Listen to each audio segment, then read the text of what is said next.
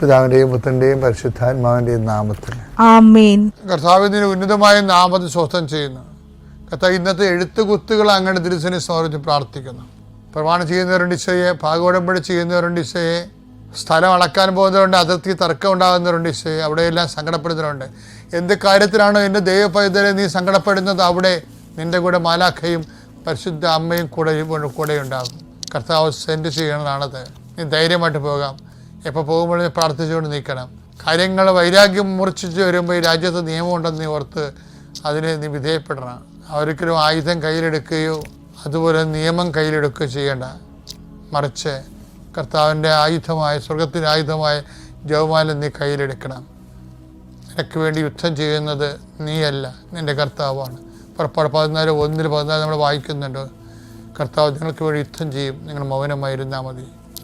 നിങ്ങൾക്ക് ഇത്തിരി ക്ഷമ വേണം ചില കാര്യങ്ങൾക്ക്. ഇപ്പം തന്നെ എടുത്തോ പിടിച്ചോ എന്നും പറഞ്ഞു നിൽക്കുക. നിങ്ങൾ മൗനമായിരിക്കുക, നിങ്ങൾ ശാന്തമായിരിക്കുക എന്ന് വ്യത്യസ്തങ്ങളായ തർജ്ജമകളുള്ളത്.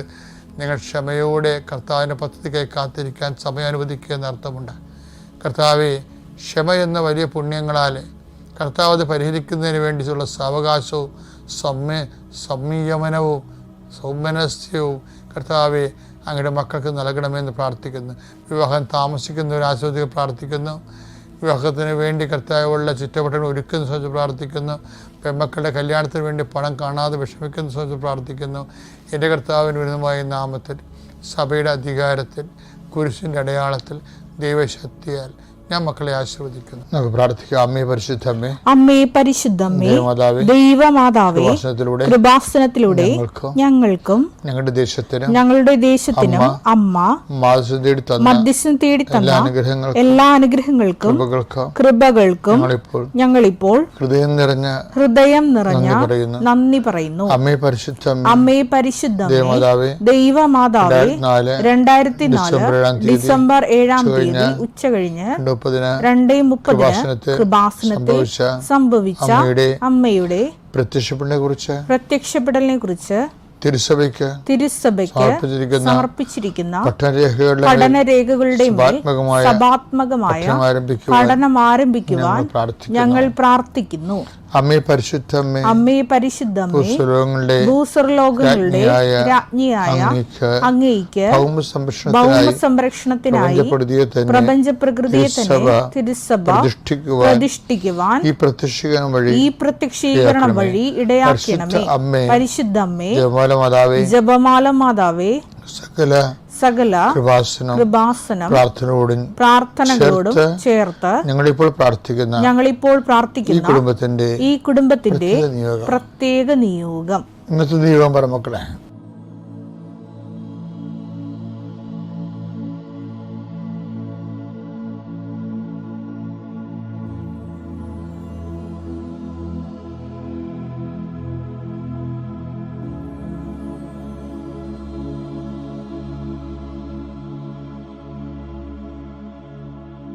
അമ്മയുടെ പ്രത്യക്ഷീകരണത്തിന്റെ ഈ അനുഗ്രഹവേളയിൽ ഞങ്ങൾക്ക് സാധിച്ചു തരുവാൻ കനിയണമേ.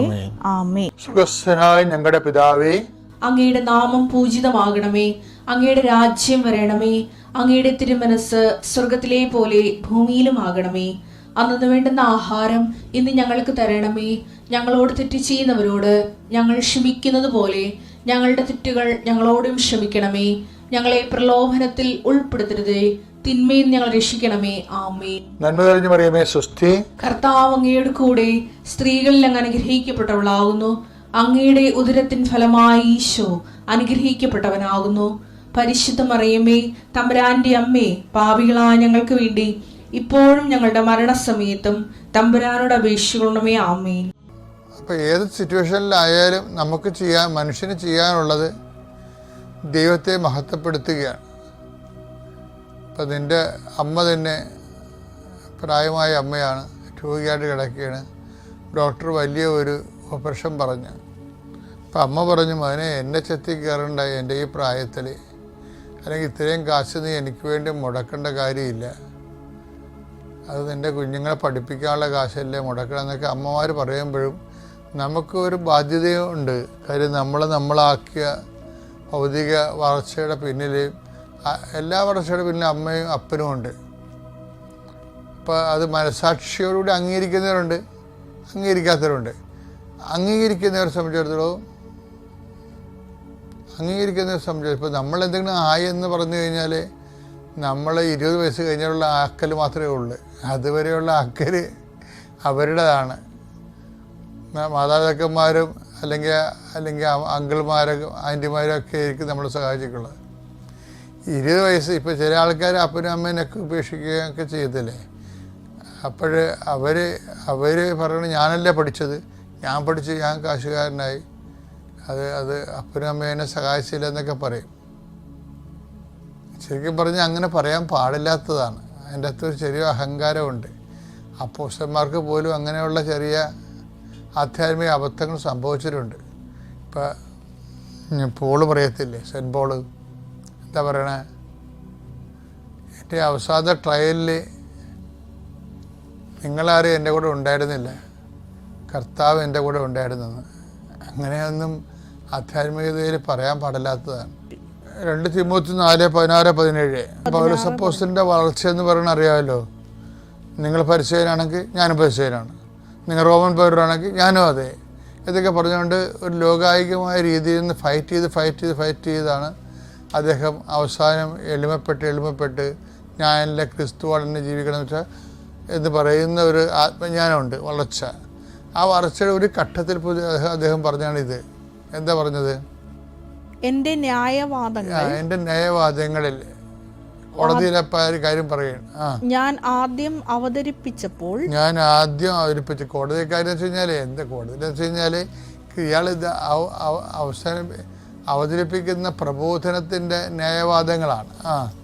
ആരും എൻ്റെ ഭാഗത്തല്ല, ഇൻക്ലൂഡിങ് ഇവ കൂടെയുള്ള സഹപ്രവർത്തകർ ഉൾപ്പെടെ എല്ലാവരും എന്നെ ഉപേക്ഷിച്ചു. എല്ലാവരും കാര്യം പൗലോസ് പറയുന്ന കാര്യങ്ങൾ പത്രോസിന് പോലും മനസ്സിലാകുന്നില്ലായിരുന്നു. അദ്ദേഹം അവതരിപ്പിക്കുന്ന ക്രിസ്തുവ് വിജ്ഞാനീയം, പിന്നെ അവതരിപ്പിക്കുന്ന രീതികൾ ഒക്കെ പലപ്പോഴും ആൾക്കാർക്ക് സ്വീകാര്യമായിരുന്നില്ല. പ്രത്യേകിച്ച് ഏതൻസിലൊക്കെ പ്രസംഗിക്കുമ്പോൾ പിന്നീട് ഞങ്ങൾ വന്ന് കേട്ടോളാമെന്നൊക്കെ പറഞ്ഞിട്ട് ആൾക്കാർ പിരിഞ്ഞു പോണ കാണാം. ഒരു പരാജയപ്പെട്ട പ്രസംഗികനായിരുന്നു ആദ്യം. പ്രസംഗിച്ച് ആൾക്കാർ കേട്ട് ഉറക്കം തൂങ്ങി താഴെ വീണ് മരിച്ച കഥ വരെ ഉണ്ട് പൗലോസിൻ്റെ ചരിത്രത്തിൽ. അപ്പം അതെല്ലാം പൗലോസിനെ കർത്താവ് ക്രമീകരിക്കുകയാണ്.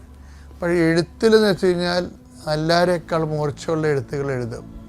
ക്രിസ്തുവിജ്ഞാനിയും സഭയുടേത് പൗലോസിൻ്റെതാണ്. എഴുത്തിൽ ഭയങ്കരമല്ലാത്ത അഭിഷേകമാണ്. അതാണ് അദ്ദേഹത്തിൻ്റെ കാരിസം എന്ന് പറയുന്നത്. 2 പത്രോസ് 3:15-16 നമ്മുടെ കർത്താവിൻ്റെ ദീർഘക്ഷമ രക്ഷാകരമാണെന്ന് കരുതിക്കൊള്ളുവിൻ. നമ്മുടെ പ്രിയപ്പെട്ട സഹോദരനായ പൗലോസ് തനിക്ക് ലഭിച്ച ജ്ഞാനമനുസരിച്ച് ഇക്കാര്യം തന്നെ നിങ്ങൾക്ക് എഴുതിയിട്ടുണ്ടല്ലോ. ഈ വിഷയങ്ങളെക്കുറിച്ച് പറയുമ്പോഴെല്ലാം ഇങ്ങനെ തന്നെയാണ് എല്ലാ ലേഖനങ്ങളിലും അവൻ എഴുതിയിരിക്കുന്നത്. മനസ്സിലാക്കാൻ വിഷമമുള്ള ചില കാര്യങ്ങൾ അവയിലുണ്ട്. അറിവില്ലാത്തവരും ചഞ്ചല മനസ്കരുമായ ചിലർ മറ്റു വിശുദ്ധ ലിഖിതങ്ങളെ പോലെ അവയെയും തങ്ങളുടെ നാശത്തിനായി വളച്ചൊടിക്കുന്നു. അംബിഗസായിട്ടുള്ള കാര്യങ്ങൾ ചില സമയത്ത് ഓരോരുത്തർ അവരവരുടെ താല്പര്യത്തിന് വേണ്ടി വചനങ്ങളെ വളയ്ക്കണ സമയത്ത് തങ്ങളുടെ വ്യാഖ്യാനിക്കത്തിലേക്ക് വചനത്തെ വളച്ച് കഴിയുമ്പോൾ അത് ഒടിഞ്ഞു പോകും. അതാണ്. അപ്പം അത് അങ്ങനെയുള്ളത് കൊണ്ട് ചില ആൾക്കാർ പൗലോസിനെ ഇങ്ങനെ ന്യായവാദങ്ങളെ, അദ്ദേഹത്തിൻ്റെ അവതരിപ്പിച്ച ക്രിസ്തു വിജ്ഞാനീയത്തെയും, പിന്നെ അദ്ദേഹം ജയിലിൽ പിടിക്കപ്പെട്ട സമയമുണ്ട്. അപ്പോഴും പൗലോസ് ഒറ്റപ്പെട്ടു പോയിട്ടുണ്ട്. അപ്പോൾ അതൊക്കെ താൻ അനുഭവിച്ചിട്ടുള്ള സങ്കടങ്ങളാണത്. പക്ഷേ ഈ സങ്കടങ്ങളെ ശരിക്കും പറഞ്ഞാൽ പൗലോസിന് പറ്റിയ ഒരു അബദ്ധം എന്ന് പറയുന്നത് അമ്മയെ കണ്ടുമുട്ടിയില്ല എന്ന് തന്നെയാണ്. ഇതിൻ്റെ ഇരട്ടി എന്തെല്ലാം സങ്കടങ്ങളുണ്ടായിരുന്നുള്ള ആളാണ് അമ്മ. അമ്മ പക്ഷേ ആരോടും അത് പറഞ്ഞില്ല. ലൂക്കായും അമ്മയുമായിട്ട് നല്ല ഡയലോഗ് ഉണ്ടായിരുന്നതാണ്. അതുകൊണ്ടാണ് യേശുവിൻ്റെ ബാല കാലഘട്ടങ്ങളൊക്കെ കുറിച്ച് ലൂക്കായിലേ പറയണത്. അപ്പോൾ അവരമ്മയുമായിട്ട് നല്ല ഡയലോഗ് ഉണ്ടായിരുന്നതാണ്. പൗലോസിൻ്റെ ശിഷ്യനാണ് ലൂക്ക എങ്കിലും ലൂക്ക വഴി പോലും പൗലോസ് അമ്മയെ കണ്ടുമുട്ടിയില്ല. അതിൻ്റെ പരാധീനത അദ്ദേഹത്തിൻ്റെ ആധ്യാത്മികതയിലുണ്ട്. ഈ ഒരു സംഭവം എൻ്റെ ന്യായവാദങ്ങളിൽ എല്ലാവരും എന്നെ കൈവിട്ടെന്നൊക്കെ പറയണില്ലേ, അപ്പം എൻ്റെ സങ്കടങ്ങളിൽ ഈ ഒരു അമ്മയ്ക്കാണ് ഉണ്ടായിരുന്നെങ്കിൽ അമ്മ ഈ വിഷയം ഹൃദയത്തിൽ സംഗ്രഹിക്കുകയുള്ളൂ, എഴുതിപ്പോലും വെക്കില്ല. അങ്ങനെയൊക്കെ എഴുതി വെക്കാനാണെങ്കിൽ ആ സങ്കടത്തിൻ്റെ സുവിശേഷം എന്തുമാത്രം ഉണ്ടാവും. ആരോടും പറയാത്ത അതൊക്കെ ഏൽപ്പിച്ച ജോലിയാണെന്നുള്ള രീതിയാണ്. കർത്താവിൻ്റെ വിഷയത്തിൽ അത് തന്നെയാണ് ഉള്ളത്. കർത്താവിൻ്റെ വിഷയം പറയുമ്പോൾ ഇപ്പോൾ പൗലോസിനെ പോലുള്ള സിറ്റുവേഷൻ കർത്താവിനും ഉണ്ടായിരുന്നു. കർത്താവ് പറയും, നിങ്ങളെല്ലാവരും എന്നെ ഇട്ടച്ചും പോകുന്ന കാലം വരും. യോഹന്നാൻ 16:32. എന്നാൽ നിങ്ങൾ ഓരോരുത്തരും താന്താങ്ങളുടെ വഴിക്ക് ചിതറിക്കപ്പെടുകയും എന്നെ ഏകനായി വിട്ടുപോവുകയും ചെയ്യുന്ന സമയം വരുന്നു. അല്ല, അത് വന്നു കഴിഞ്ഞു. എങ്കിലും ഞാൻ ഏകനല്ല. കാരണം പിതാവ് എന്നോട് കൂടെയുണ്ട്. ഈ സംഭവങ്ങൾ പറയണത് രണ്ട് ഫീലിങ്ങിലാണ് പറയണത്. രണ്ടും സംഭവം ഒന്ന് തന്നെയാണ്. പൗലോസ് സംഭവിച്ചതിന്, ഈശോയ്ക്ക് സംഭവിച്ചതിന് പൗലോസ് സംഭവിച്ചത്. പൗലോസ് മറ്റുള്ളവരെ കുറ്റപ്പെടുത്തിയാണ് പറയണത്. എൻ്റെ വാദങ്ങളിൽ ഞാൻ ഒറ്റപ്പെട്ടു പോയി, നിങ്ങളെന്നെ സഹായിച്ചില്ലെന്ന് തന്നെ പറയണത്. ഈശോ കുറ്റപ്പെടുത്താതെയാണ് പറയണത്. അപ്പോൾ ഈ കുറ്റപ്പെടുത്തുന്ന പൗലോസിൽ നിന്ന് കുറ്റപ്പെടുത്താത്ത ഈശോയിലേക്ക് ഇത്തിരി കൂടി നടന്നു കയറാറുണ്ട്.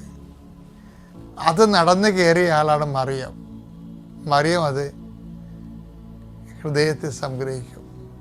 അപ്പം ഹൃദയത്തിൽ സംഗ്രഹിക്കുക എന്നുള്ള ആധ്യാത്മികതയുടെ വലിയ കോൺസെപ്റ്റ് മറിയത്തിൻ്റെ ആധ്യാത്മിക ജീവിതത്തിൻ്റെ സംഭാവനയാണ്. എൻ്റെ പ്രിയപ്പെട്ടവരെ, എന്തുമാത്രം സംസാരിക്കാതിരിക്കുന്നു സഹനങ്ങളിൽ, അതൊരു വിജയമാണ്. ഞാൻ സംസാരിക്കും ചില സമയത്ത് സഹനങ്ങളെക്കുറിച്ച്. അത് എനിക്ക് എന്തെങ്കിലും ഒരു ആനുകൂല്യം കിട്ടണമെന്നുള്ള ഉദ്ദേശത്തിലല്ല സംസാരിക്കണത്. നമ്മൾ കടന്നു പോകുന്ന വഴികളിൽ നമ്മളെടുത്ത നിലപാടുകൾ നമ്മുടെ അധികാരികൾ മനസ്സിലാക്കണമെന്നുള്ള ആ ഒരു ലൈനിലാണ് സംസാരിക്കുന്നത്. അത്ര ഈസി അല്ല. ഇരുന്നിട്ട് പോലും ആ ഒരു പാഠം നമ്മൾ പഠിച്ച് പരീക്ഷ എഴുതിയവരാണെന്ന് ഉള്ളൊരു സൂചന, അല്ലെങ്കിൽ നമ്മൾ ശുദ്ധഗതിക്കാരായിട്ട് ഈ മേഖലയിൽ വന്നതല്ല എന്നുള്ളൊരു ബോധ്യം നമ്മളെ നയിച്ചുകൊണ്ട് പോകുന്നവർക്ക് കൊടുക്കണം. അല്ലെങ്കിൽ നമ്മുടെ മിഷൻ തെറ്റിദ്ധരിക്കപ്പെടും. ഞാൻ നിങ്ങളോട് പറയുന്നതിൻ്റെ കാരണം ലെസ് കംപ്ലൈൻ്റ് ആയിട്ട് പോകാൻ പറ്റുമെന്ന് നോക്കണം. ഇപ്പോൾ ഗ്യാസ് ഫ്രീ കിച്ചൺ എന്നൊക്കെ പറയത്തില്ല. ഇപ്പം പണ്ട് നമ്മൾ പറഞ്ഞുകൊണ്ടിരുന്നത് കറണ്ട് ഫ്രീ, അതുപോലെ തന്നെ വുഡ് ഫ്രീ, ഈ വിറകില്ലാത്ത കിച്ചൺ, പിന്നെ അങ്ങനെ ഓരോ കിച്ചൺ ഇങ്ങനെ ഡെവലപ്പ് ചെയ്ത് വരുമ്പോൾ ഇപ്പോഴ് വന്ന് ഗ്യാസ് ഫ്രീ കിച്ചണാണ്. അപ്പോൾ അതുപോലെ തന്നെ കംപ്ലൈൻറ്റ് ഫ്രീ ആയിട്ടുള്ള ഒരു ലൈഫ്, അത് കംപ്ലൈൻറ്റ് ഫ്രീ ആയിട്ടുള്ള ലൈഫ് വല്ലാത്തൊരു ആധ്യാത്മികതയാണ്. അത് മറിയത്തിൻ്റെ സ്ത്രീകാരോപണം വരെ മറിയം അത് കീപ്പ് ചെയ്തു, ആ ലെവൽ കീപ്പ് ചെയ്തെന്നുള്ളതാണ് മറിയ ആധ്യാത്മികതയുടെ ഒരു സൗന്ദര്യം എന്ന് പറയുന്നത്. ഉടമ്പടി ജീവിക്കുന്നവർ മറിയ ആധ്യാത്മികതയാണ് ജീവിക്കണമെന്നുള്ളൊരു ബോധമുണ്ടാകും. വിശ്വാസ പ്രമാണം. സർവശക്തനായ പിതാവും ആകാശത്തിന്റെയും ഭൂമിയുടെയും സൃഷ്ടാവുമായ ദൈവത്തിൽ ഞാൻ വിശ്വസിക്കുന്നു. അവിടുത്തെ ഏകപുത്രനും ഞങ്ങളുടെ കർത്താവുമായ ഈശോമിശിഹായിലും ഞാൻ വിശ്വസിക്കുന്നു. ഈ പുത്രൻ പരിശുദ്ധാത്മാവിനാൽ ഗർഭസ്ഥനായി കന്യകാ മറിയത്തിൽ നിന്ന് പിറന്ന് പൊന്തിയോസ് പീലാത്തോസിന്റെ കാലത്ത് പീഡകൾ സഹിച്ച് കുരിശിൽ തറയ്ക്കപ്പെട്ട് മരിച്ച് അടക്കപ്പെട്ട് പാതാളങ്ങളിൽ ഇറങ്ങി മരിച്ചവരുടെ ഇടയിൽ നിന്ന് മൂന്നാം നാൾ ഉയർത്ത് സ്വർഗത്തിലേക്ക് എഴുന്നള്ളി സർവശക്തിയുള്ള പിതാവായ ദൈവത്തിന്റെ വലതുഭാഗത്തിരിക്കുന്നു. അവിടെ നിന്ന് ജീവിക്കുന്നവരെയും മരിച്ചവരെയും വിധിക്കുവാൻ വരുമെന്നും ഞാൻ വിശ്വസിക്കുന്നു. പരിശുദ്ധാത്മാവിലും ഞാൻ വിശ്വസിക്കുന്നു. വിശുദ്ധ കത്തോലിക്കാ സഭയിലും പുണ്യവാന്മാരുടെ ഐക്യത്തിലും പാപങ്ങളുടെ മോചനത്തിലും ശരീരത്തിന്റെ ഉയർപ്പിലും നിത്യമായ ജീവിതത്തിലും ഞാൻ വിശ്വസിക്കുന്നു. ആമേൻ. ഇവരാ പഴയ വീടത്ത് കൂതറ ജന്മമായിരിക്കും സാധനം എന്ന് വെച്ച് കഴിഞ്ഞാൽ നാട്ടുകാരുടെ കരുത്തേക്ക് കയറും, എല്ലാവരുടെയും കുറ്റം പറയും, എവിടെ നോക്കിയാലും നെഗറ്റീവ് പറയത്തുള്ളൂ. ഇങ്ങനെ ആ പഴയ ജന്മം തന്നെയായിരിക്കും. എപ്പോഴും നമ്മൾ ശ്രദ്ധിക്കേണ്ടത്, അതായത് പഴയ ജന്മത്തിൻ്റെ ഭാഗമായിട്ടാണ് ഈ തകർച്ച വന്നിരിക്കുന്നത്. ഇപ്പം നമുക്ക് തകർച്ച വരാൻ കാര്യം എന്താണ്? നമ്മുടെ ജന്മം ഇതുപോലെ പാഴ്ജന്മം ആയതുകൊണ്ട്, പാപത്തിൻ്റെ ജന്മം ആയതുകൊണ്ട് അവർക്ക് അതിനെക്കുറിച്ച് അനുതാപവും ഇല്ല. അവരാ പഴയ വൈകൃത ജീവിതം തന്നെ ജീവിച്ചു തീർക്കണ കാരണം അവർക്ക് അതിനെക്കുറിച്ച് തകർച്ച അവർ എന്താണ് ക്ഷണിച്ചു വരുത്തുന്നതാണ്. അതുകൊണ്ട് ബൈബിൾ എന്താ പറയുന്നത് അറിയാവോ? നിങ്ങൾ എങ്ങനെയാണ് വീണതെന്ന് നോക്കാൻ പറയും. ബൈബിൾ അതാണ് പറയണത്. നിങ്ങൾക്കിപ്പോൾ തകർച്ച എന്ന് പറഞ്ഞിട്ടുണ്ടെങ്കിൽ വായും പൊളിച്ചെപ്പോഴും പറഞ്ഞുകൊണ്ടിരിക്കേണ്ട അങ്ങനെ സംഭവിച്ചു, ഇങ്ങനെ സംഭവിച്ചു, മകൻ്റെ ജോലി പോയി, അവനെ കഞ്ചാവ് പിടിച്ച്, ഭർത്താവ് വേറെ പെണ്ണുങ്ങളടുത്ത് പോയി, ഇങ്ങനെ കണാകുണായും പറഞ്ഞുകൊണ്ട് നടക്കേണ്ട കാര്യമില്ല. നിങ്ങൾ എങ്ങനെ വീണെന്ന് നോക്കാൻ പറയും. മകനെ കഞ്ചാവ് പിടിച്ചതെന്ന് പറഞ്ഞ കാര്യം, അയ്യോ അവന് പച്ചക്കും ഇല്ലയെന്ന് വെച്ചാൽ പഴുത്തതിനും ഇല്ലയെന്ന് വെച്ചാൽ അവൻ്റെ കൂട്ടുകാരൻ കൊടുത്താൽ പൊതിയായിരുന്നു, അവനെ അറിയാൻ പോലെ അഞ്ഞ കൂട്ടുകാരനെ വിശ്വസിച്ച് അവസാനം പോലീസ് പിടിച്ചതൊക്കെ പറയും. ഇങ്ങനെ പറയാവുന്നല്ലാതെ കഥയില്ല. ബൈബിൾ എന്താ പറയണത്? ഇങ്ങനെ ഒരു പാട്ടൊന്നും പാടണ്ട, മറിച്ച് എന്ത് ചെയ്യണം? എങ്ങനെ നിങ്ങൾ വെളിപ്പാട് 2:5 എടുത്ത് ശ്രുതിക്കട്ടെ. ഹല്ലേലൂയ ഹല്ലേലൂയ ഹല്ലേലൂയ ഹല്ലേലൂയ ഹല്ലേലൂയ യേശുവേ നന്ദി, യേശുവേ സ്തുതി. ഹല്ലേലൂയ ഹല്ലേലൂയ ഹല്ലേലൂയ ഹല്ലേലൂയ ഹല്ലേലൂയ. വെളിപാട് 2:5. വെളിപാട് 2:5. അതിനാൽ നീ ഏതവസ്ഥയിൽ നിന്ന് അധപ്പതിച്ചുവെന്ന് ചിന്തിക്കുക. ഇതാണ് പ്രശ്നം. അതായത് ഇത് വർക്കൗട്ട് ചെയ്യണമെങ്കിൽ ആദ്യം പറയണമെങ്കിൽ ഇങ്ങനെ പാട്ടൊക്കെ പാടാതെ ആദ്യം ചെയ്യേണ്ടത് നിങ്ങൾ എവിടെയാണ് ഫോളായെന്ന് നോക്കണം. ഫാളിങ് എവിടെ സംഭവം, എവിടെയാണ് വീണെന്ന് നോക്കണം. ഏതവസ്ഥയിൽ നിന്നാണ് അധപ്പതിച്ചതെന്ന് നോക്കണം. അതുകൊണ്ട് ഈശോ ആ നിലപാടിന്, അത് ഈശോയുടെ നിലപാടാണ്. ബൈബിൾ തുന്നിക്കെട്ടുമ്പോൾ അവസാനമായിട്ട് വെളിപാട് അവസാനിക്കാൻ പോകുമ്പോൾ ലാസ്റ്റ് പറയുന്ന വാക്കുകളാണ്. എന്താണ്? മനുഷ്യൻ രക്ഷപ്പെടുന്നുണ്ടെങ്കിൽ ആദ്യം ചെയ്യേണ്ടത് ഇന്നത്തെ അവസ്ഥയിലേക്ക് എങ്ങനെ എത്തി, തകർച്ച എങ്ങനെ വന്നു, അതെന്താണ്? കയ്യിരിപ്പ് പരിശോധിക്കാൻ പറയുകയാണ്. കർത്താവ് പറഞ്ഞില്ലേ, സിലോഹയിലെ ഗോപുരം വീണ് 18 പേര് മരിച്ചു. അതിന് കർത്താവിനൊരു ബുദ്ധിമുട്ട്, ഒരു ടെൻഷനും ഇല്ല. അങ്ങയുടെ കാലത്ത് ആ ആഴ്ച സംഭവിച്ചതാണ്. ഒരു ഗോപുരം ഉണ്ടായിരുന്നു, അത് പിടച്ച് തല്ലി വീണ് 18 പേരുടെ കാഞ്ഞുപോയി. എന്നിട്ട് കർത്താവ് ചോദിക്കുകയാണ്, ആ സിലോഹയിൽ അന്ന് അവിടെ ഉണ്ടായിരുന്ന ആൾക്കാരെക്കാളൊക്കെ ഈ ഗോപുരം വീണ് ചത്ത കക്ഷികൾ പാപികളാണെന്ന് നിങ്ങൾ കരുതണുണ്ടോ? ഇല്ലെന്നാണ് എനിക്ക് തോന്നുന്നത്. പശ്ചാത്തപിച്ചില്ലെങ്കിൽ നിങ്ങളും അതുപോലെ തകരും. ഇപ്പം തകർച്ച വന്നെ എന്താണ് കാര്യം? എവിടെയൊക്കെ കുഴപ്പങ്ങൾ ഉണ്ടാക്കിയിട്ടുണ്ട്. ഇപ്പം നിങ്ങൾ ഈ കൊച്ചിനെ കഞ്ചാവ് പിടിച്ചെന്ന് പറഞ്ഞില്ലേ, നിങ്ങൾ പറഞ്ഞത് ശരിയാണ്. അവൻ കഞ്ചാവ് വലിക്കത്തുമില്ല, കഞ്ചാവ് സൂക്ഷിക്കത്തുമില്ല. അവൻ്റെ കൂട്ടുകാരൻ അവനെ ചതിച്ചതാണ്. പക്ഷെ ഇപ്പം അവനകത്താണ്, മകനകത്താണ്. ഇപ്പം അവൻ പറയും, ഞാനിനി ഒരു ദൈവത്തിലും വിശ്വസിക്കണില്ല. എന്താ കാര്യം? ഞാനൊരു തെറ്റും ചെയ്തില്ല, എന്നിട്ട് ഞാൻ അകത്ത് പോയില്ലേ? നീ തെറ്റ് ചെയ്യണമെന്ന് നിർബന്ധമില്ല, നിൻ്റെ അമ്മ തെറ്റ് ചെയ്താൽ മതി. ഞാൻ ആ ചേട്ടത്തിയോട് ചോദിച്ചേ, ചേട്ടത്തി ഇവനെ പ്രഗ്നൻ്റ് ആയതിനു ശേഷം എത്ര പ്രാവശ്യം 8 മാസം വരെ നിങ്ങൾ പണിക്ക് പോയെന്ന് കേട്ട്, എത്ര പ്രാവശ്യം നിങ്ങൾ ദേവാലയത്തിൽ പോയി? അതാണ് വിഷയം. നിസ്സാരമില്ല. ഇത് ഒറ്റക്കൈക്കും കച്ചും കൈയും തിരിയത്തില്ലേ? നിങ്ങളിപ്പോൾ തൊഴിലുറപ്പിന് പോണവരുണ്ട്, ഓഫീസിൽ പോണവരുണ്ട്.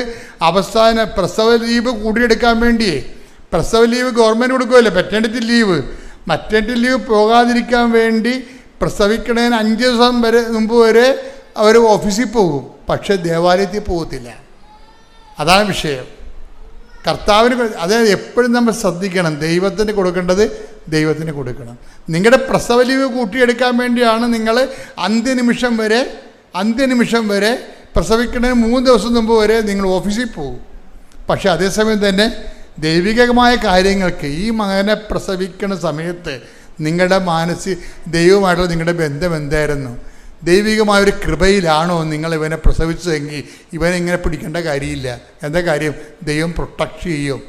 അതാണ് സ്മിർനയിലെ സഭ ചോദിക്കുന്നത്. നിങ്ങൾ എങ്ങനെ ഏതവസ്ഥയിൽ നിന്ന് നിബന്ധിച്ചുവെന്ന് നോക്കുക. ഒറ്റ കൈക്ക് തീരത്തില്ല കേട്ടോ. അതായത് ആദ്യം വിശുദ്ധീകരണം, പിന്നെ ശക്തീകരണം. അതാണ് ദൈവത്തിൻ്റെ ഒരു ആക്ഷൻ്റെ രീതി. അതാണ് നിങ്ങൾ പറഞ്ഞത്. എന്താണ്? ആദ്യം ശക്തീകരണം, പിന്നെ ഞാൻ വിശുദ്ധീകരിച്ചോളാം. നടക്കത്തില്ല. ഇത് കറക്റ്റ് ചെയ്യണം. ഞാൻ നിങ്ങളെ കുറ്റപ്പെടുത്തുകയല്ല. എൻ്റെ മക്കളെല്ലാവരും കാര്യം ഉടമ്പടി 10 പേര് ചെയ്താൽ 10 പേരും വലിയ രക്ഷ. കാര്യം ഉടമ്പടി പെർഫെക്റ്റ് ഫോർമുലയാണ്. അതിന് തെറ്റില്ല. അത് കറക്റ്റാണ്, പ്രൂവൺ ഫാക്റ്റാണത്. പക്ഷെ ചില ആൾക്കാർ അത് ചെയ്ത് തെറ്റിക്കണുണ്ട്. ആദ്യം എന്താണ്? ആദ്യം വിശുദ്ധീകരണം, പിന്നെ എന്ത് ചെയ്യണം? പിന്നെയാണ്, അതാണ് ഈശോ പറഞ്ഞത്, ഞാൻ വിശുദ്ധീകരണത്തിന് എന്ത് ചെയ്യണം? ഒന്നും ചെയ്യണ്ട. കർത്താവിൻ്റെ വചനം അനുസരിച്ച് ജീവിച്ചാൽ മതി. വേറെ ഒന്നും ചെയ്യണ്ട. അതായത് കർത്താവിൻ്റെ വചനത്തിൽ എങ്ങനെയാണ്, എന്താണ് എഴുതിയിരിക്കുന്നത്, അതനുസരിച്ച് ജീവിച്ചാൽ മതി. അതാണ് ഈശോ പറഞ്ഞത് 15:3 ഞാൻ നിങ്ങളോട് പറഞ്ഞ വചനം നിമിത്തം നിങ്ങൾ വിശുദ്ധീകരിച്ചിരിക്കുന്നു. കർത്താവിൻ്റെ വചനത്തിൽ എന്താ പറയണത്? കൊല്ലരുത്. അപ്പം അബോർഷൻ അവിടെ വെച്ച് തന്നെ തീരുമാനമായി. അബോർഷനെ കുറിച്ച് അവിടെ തീരുമാനമായി. നിങ്ങൾക്ക് അബോർഷൻ ചെയ്യാൻ അനുവാദമില്ല. നിങ്ങൾ എന്ത് ഉദ്ദേശത്തിലാണ് അബോർഷൻ ചെയ്തത്? അപ്പോൾ ആ രീതിയിൽ നിങ്ങൾ 2 അബോർഷൻ ചെയ്തിട്ട് 3ാമത്തെ കൊച്ചിനാണ് ഇപ്പോൾ കഞ്ചാവ് പിടിച്ചിരിക്കുന്നത്. 2 അബോർഷൻ ഗർഭപാത്രം കൊലക്കലമാക്കിയതിന് ശേഷമാണ് 3ാമത്തെ കൊച്ച് ജനിച്ച്. നിങ്ങളുടെ സൗകര്യത്തിൽ നിങ്ങളെ പ്രത്യേകിച്ച് 2ാമത്തെ കൊച്ചിനെ പെട്ടെന്ന് ജനിച്ച് പ്രഗ്നൻ്റ് ആയത് കാരണം പാൽ കൊടുക്കണമല്ല, ഷേപ്പ് പോകുമല്ല എന്നൊക്കെ പറഞ്ഞ് നിങ്ങളെക്കുറിച്ച് ചിന്തിച്ച കാരണം എന്നാ പറ്റിയെന്ന് വെച്ച് കഴിഞ്ഞാൽ നിങ്ങളുടെ സൗകര്യത്തിലേക്ക് മാറ്റിവെച്ചത് തെറ്റാണെന്നല്ല ഞാൻ പറയണത്. പക്ഷെ നിങ്ങളുടെ സൗന്ദര്യത്തിൻ്റെ വിഷയത്തിലോ സൗകര്യത്തിൻ്റെ വിഷയത്തിലോ ആണ് ദൈവികമായ പദ്ധതി മാറ്റിവെച്ചതെങ്കിൽ സ്വാഭാവികമായിട്ടും ആ ദൈവികമായ പദ്ധതിയല്ല. ദൈവഭയമില്ലെന്ന് എൻ്റെ അർത്ഥം. ദൈവഭയമില്ല. അത് എനിക്കിഷ്ടമുള്ളപ്പോൾ ഞാൻ ചെയ്യും. അതിപ്പോൾ ദൈവത്തെ അറിയാത്ത ആൾക്കാർ അങ്ങനെയല്ലേ ചെയ്യണത്. അതുപോലെ ദൈവത്തെ അറിഞ്ഞ ആൾക്കാരും ചെയ്ത് കഴിഞ്ഞാൽ എന്തെങ്ങനെ ചെയ്യണത്? അത് എപ്പോഴും എന്തുകൊണ്ടാണ് കൽപ്പനകൾ വരണത്? ഒരു കൽപ്പന എന്തുകൊണ്ടാണ് വരണത്? അപ്പോൾ ഇപ്പോൾ നമ്മൾ ഇപ്പോൾ ഞാനിപ്പോൾ കഴിഞ്ഞ ദിവസം തൃശ്ശൂർ പോയപ്പോൾ തന്നെ എനിക്ക് മുമ്പേ പോയ അണ്ണന്മാർ വേറെ വഴി എടുത്തു പോയി. ഞാനുണ്ട് ചെന്ന് ബ്ലോക്കിൽ പെട്ട്. കാരണം ഞാൻ ഉറക്കമായിരുന്നു. വണ്ടിയിൽ ഡ്രൈവറെ അടിച്ച് വിട്ടു പോയി, ചെന്ന് ബ്ലോക്കിൽ പെട്ട്. ബ്ലോക്കിൽ എത്ര മണിക്കൂർ? 2 മണിക്കൂർ ബ്ലോക്കിൽ കിടന്നു. ഞങ്ങൾ ഒപ്പം കൊച്ചിയിൽ നിന്ന് യാത്ര ചെയ്ത ആൾക്കാർ ഞങ്ങളെക്കാൾ 1.5 മണിക്കൂർ നേരത്തെ അവിടെ എത്തി. ഞാൻ ചോദിച്ചു, നിങ്ങളെങ്ങനെ എത്തി? ഞങ്ങൾ ഗൂഗിൾ അടിച്ചു നോക്കിയപ്പോൾ അവിടെ ബ്ലോക്ക് ഉണ്ടെന്ന് മനസ്സിലായെന്ന്. ഞങ്ങൾ ഗൂഗിൾ അടിച്ചു നോക്കിയപ്പോൾ ഗൂഗിൾ മുഴുവനും ചുവപ്പ് പോരാ. 18 കിലോമീറ്റർ ബ്ലോക്ക് എന്ന് ഗൂഗിൾ കാണിച്ച്. ഇപ്പം ഞങ്ങൾ അന്നത്തെ വേറെ വഴി അതായത് ഗൂഗിൾ ഞങ്ങൾക്ക് വേറെ വഴി പറഞ്ഞു തന്നു. ഇത് തന്നെയാണ് ദൈവകൽപ്പന എന്ന് പറയണത്. ദൈവകൽപ്പന. ഞാൻ കൽപ്പന അറിയാൻ പാടില്ലായിരുന്നു. ഞങ്ങൾ ഗൂഗിൾ നോക്കിയില്ല, ഞങ്ങൾ ബ്ലോക്കിൽ പെട്ട്. ഗൂഗിൾ നോക്കിയ ആൾക്കാർ വേറെ വഴിക്ക് തിരിച്ചു പോയി. അപ്പം കൽപ്പന എന്ന് പറയുന്നത് നമ്മളെ സഹായിക്കാൻ വേണ്ടി വെച്ചിരിക്കുന്നതാണ്, അല്ല നമുക്കിട്ട് പണി തരാൻ പറ്റിയിരിക്കുന്നതല്ല. അപ്പം അതുകൊണ്ട് നമ്മളെ സംബന്ധിച്ചോളം ലൈഫ് കുറച്ചുകൂടി ദൈവത്തിന് ഏത് സമയത്ത് നിങ്ങളുടെ ജീവിതത്തിൽ ഇടപെടാൻ പറ്റുന്ന രീതിയിൽ ആണ്. ഭയങ്കര നമ്മളെ കൽപ്പനകളെക്കുറിച്ച് കറക്റ്റായിട്ട് ചോദിച്ചാൽ എന്തൊരു അത് കൽപ്പന കേൾക്കുന്നതും ദൈവത്തിൻ്റെ വചനം കേൾക്കുന്നതും ദൈവത്തിൻ്റെ വചനം പാലിക്കണതുണ്ടല്ലോ മക്കളെ, ഭയങ്കര നിസ്സാരമാണ്. ദൈവത്തിൻ്റെ വചനം പാലിക്കാതെ ഒന്നാമത്തേൽ ഹാർഡായിട്ടുള്ള വചനങ്ങൾ പാലിക്കാൻ വേണ്ടി നമുക്ക് അങ്ങനെയുള്ള സാഹചര്യം പോലും ദൈവം ഉണ്ടാക്കത്തില്ല. അത് ഉണ്ടാക്കാതിരിക്കാൻ വേണ്ടിയാണ് ഞങ്ങളെ പ്രലോഭനത്തിൽ ഉൾപ്പെടുത്തരുത് എന്ന് പ്രാർത്ഥനയിൽ കണ്ടൻറ്റ് വൈസ് വെച്ചിരിക്കണത്. കർത്താവ് ഒരു കണ്ടൻറ്റ് വെച്ചിട്ടില്ല. എന്താണ്? ഞങ്ങളെ അത് ചില ആൾക്കാർ ഞങ്ങളെ പ്രലോഭനത്തിൽ ഉൾപ്പെടുത്തരുത് ഇങ്ങനെയില്ല, ഇങ്ങനെ ചെല്ലിയെങ്ങനെ ശരിയാണ്. ഞങ്ങളെ പ്രലോഭനത്തിൽ ഉൾപ്പെടുത്തരുത് എന്ന് പറഞ്ഞാൽ അത് നമ്മൾ മീൻ ചെയ്യണം. കർത്താവെ, നിന്റെ നിന്ന് അകന്നു പോകുന്ന ഒരു കച്ചവടത്തിനും എൻ്റെ തല കൊണ്ട് വെച്ച് കൊടുത്തേക്കരുത്. ഐ കാൻ ബെയർ ഇറ്റ് എന്ന് പറയണം. അങ്ങനെ സത്യസന്ധമായിട്ട് ദൈവത്തോട് പറഞ്ഞാൽ ഇങ്ങനെയുള്ള അലവാത്തരങ്ങളിൽ നമ്മൾ ദൈവം രക്ഷിക്കും. അപ്പോൾ ആ ചേടത്തി എന്ന് പറഞ്ഞത് 12 കൊല്ലം, അപ്പോൾ ഈ 10-20 കൊല്ലമല്ലേ കല്യാണം കഴിക്കാതെ കൂതാശ് ചെയ്യാതെ ജീവിച്ചതെന്ന് പറയണത്. അപ്പം അതുകൊണ്ടാണ് അവർ പറയണത് കുദാസ് ചെയ്യാതെ ഇങ്ങനെ കുഞ്ഞുങ്ങളായിട്ട് ജീവിക്കുകയല്ലേ. അതാണ് പറയണത്, എനിക്ക് വിശ്വാസമൊന്നുമില്ല. വിശ്വാസം പോയി അവരുടെ വിശുദ്ധി പോണ സ്ഥലത്ത് വെച്ച് വിശ്വാസം പോകും. എൻ്റെ ഡൗട്ട് എന്താണ്? നിങ്ങൾക്ക് വിശ്വാസം ഉണ്ടെന്ന് പറഞ്ഞത് വിശ്വാസം ഇങ്ങനെ ഉണ്ടാക്കിയെടുക്കണമല്ലത്, ദൈവത്തിൻ്റെ ദാനമാണത്. പരിശുദ്ധാത്മാവിൻ്റെ ദാനമല്ല വിശ്വാസം. അല്ല നമ്മുടെ ലോകത്തിലുണ്ടാകുന്ന ജ്ഞാനങ്ങളെ പോലെ അമേരിക്ക അവിടെ ഉണ്ടെന്ന് വിശ്വസിക്കുന്നതാണോ? അതൊന്നുമല്ല. വിശ്വാസം ദൈവത്തിലുള്ള എല്ലാ കാര്യങ്ങളും, ദൈവികമായ നടപടിക്രമങ്ങൾ, ജീവിതത്തിൽ സംഭവിക്കുന്ന ഓരോ വിഷയങ്ങൾക്കും ദൈവത്തിൻ്റെ പാദസ്വനങ്ങളുണ്ടെന്ന് മനസ്സിലാക്കുന്നതിനുള്ള പരിശുദ്ധാത്മാ നോക്കുന്ന വിവേചന ശക്തിയാണ് വിശ്വാസം. അപ്പം ആ വിശ്വാസം എന്ന് പറഞ്ഞാൽ ദൈവദാനം തന്നെയാണ്. വിശുദ്ധി പോയാൽ വിശ്വാസം കുറയും. പക്ഷേ അപ്പോൾ എന്താ വേറെ ഒരു ഗുണം ചെയ്ത്